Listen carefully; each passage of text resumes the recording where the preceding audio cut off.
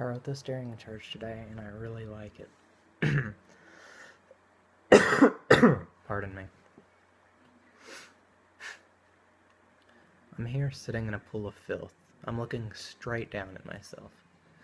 I am filthy. I am disgusting. I do not deserve to live. Then all of a sudden, there is a splash. I see the disturbance in the filth as everything moves.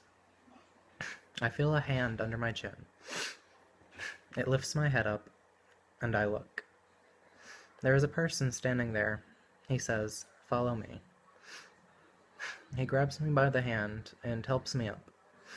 He helps me to walk over to this stairwell, you can call it. I go to take the first step and fall.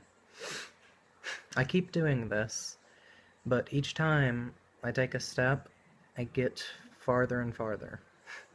First I take one step, then I take 2, then 4, then 8.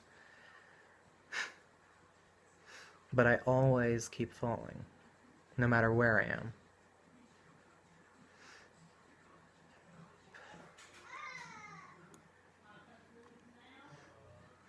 I decide I always fall. I keep taking the steps, but I always keep falling. And no matter where I am, or matter how far I fall, this man is always with me. I decide to look up at the tower, and I look at the man and I say, "I cannot do this. It is too tall of a feat for me to overcome." But again, he says, "Follow me." But each time I go higher, the fall always hurts more. It would be easier for me to just forget what I have seen and to remain in the filth once I fall, rather than to get up and follow him. But I do. I get up and I follow him. I fall several more times after this, but I always get up with the help of the man. As we travel farther and farther up, I begin to learn more about the man who helps me. He says he is called Jesus. He says he was sent as a light for the darkness, to cleanse the world of the filth.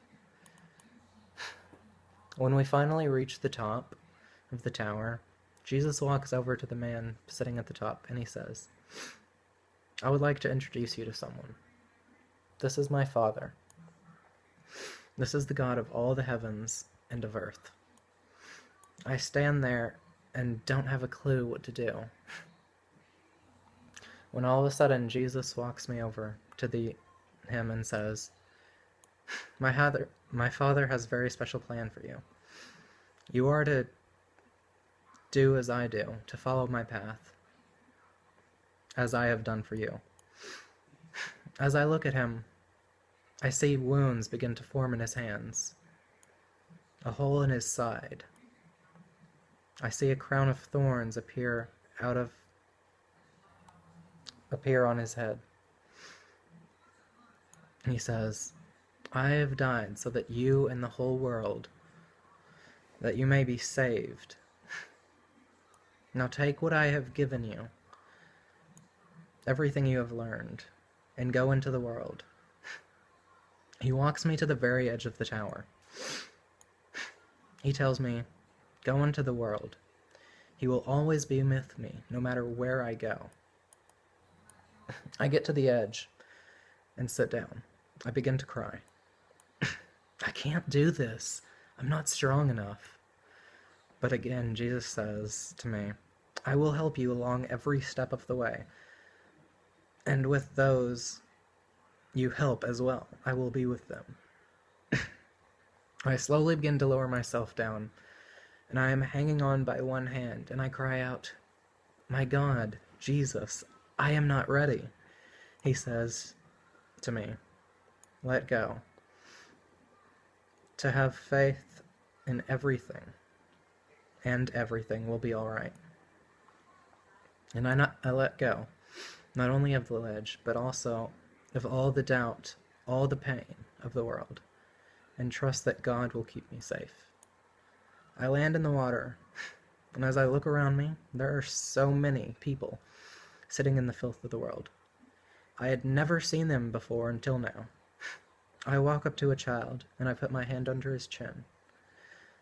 I raise his head, he looks up, and I tell him, "Follow me." This isn't normal for me. But when I was writing this, I wasn't thinking. I like it.